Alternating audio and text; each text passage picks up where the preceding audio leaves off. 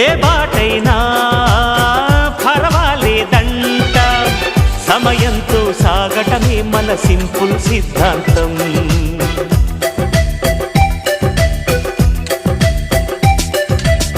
చిరుగాలికి పరిమళమిచ్చే సిరిమల్లెల వనమై ఉందాం, గగనాన్ని నేలను కలిపే హరివిల్లుల వంతెన అవుదాం.